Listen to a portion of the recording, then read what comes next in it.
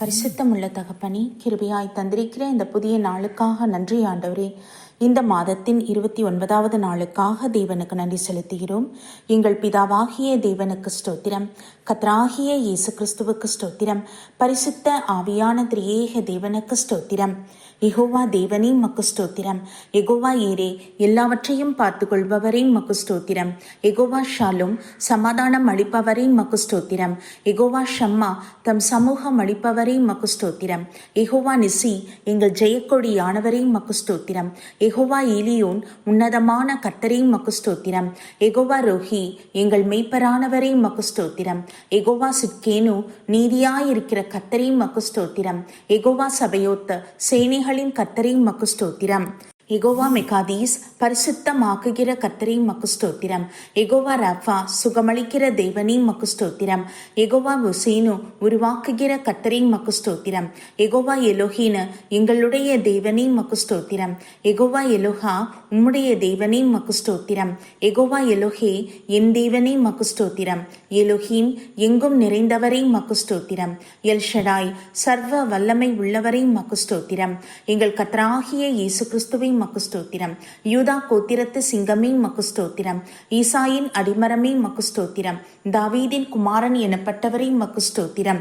பரிசுத்த ஆவியானவரை மக்கு ஸ்தோத்திரம். எங்கள் நுகங்களையும் கட்டுகளையும் மறுப்பவரை மக்கு ஸ்தோத்திரம். சத்ரு வெள்ளம் போல் வரும்பொழுது அவனுக்கு விரோதமாய் கொடியேற்றுபவரை மக்கு ஸ்தோத்திரம். ஜீவனுள்ள வசனத்திற்காக ஸ்தோத்திரம். குறைவற்ற வேதத்திற்காக மக்கு ஸ்தோத்திரம். இந்த நாளிலும் கூட வாசிக்கும்படியாய் தெரிந்து கொள்ளப்பட்ட வேத பகுதி புலம்பல் 3ஆம் அதிகாரம், வசனங்கள் 22 முதல் 26 வரை. நாம் நிர்மூலமாகாதிருக்கிறது கர்த்தருடைய கிருபையே, அவருடைய இரக்கங்களுக்கு முடிவில்லை. அவைகள் காலைதோறும் புதியவைகள். உமது உண்மை பெரிதாயிருக்கிறது. கர்த்தர் என் பங்கு என்று என் ஆத்துமா சொல்லும். ஆகையால் அவரிடத்தில் நம்பிக்கை கொண்டிருப்பேன். தமக்கு காத்திருக்கிறவர்களுக்கும் தம்மை தேடுகிற ஆத்மாவுக்கும் கர்த்தர் நல்லவர்.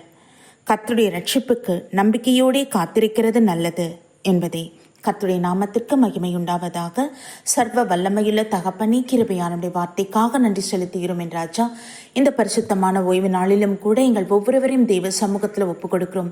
அமீன் தகப்பனே, நீரே எங்கள் நம்பிக்கையாக இருக்கிறீர். உமக்கு மகிமை உண்டாவதாக என் ராஜா. எல்லா சூழலிலும் கர்த்தர் எங்களோடு இருப்பதற்காக நன்றி அப்பா.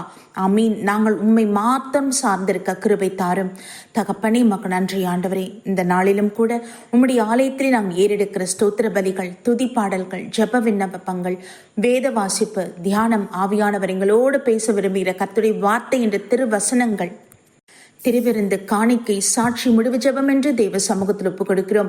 பரிசுத்த ஆவியானவர் நீர் முற்றிலும் நீங்க பொறுப்பெடுத்துக் கொள்ளுங்க. நீங்க ஆளுகை செய்யுங்க, எங்களை வழிநடத்துங்க என் தகப்பனே.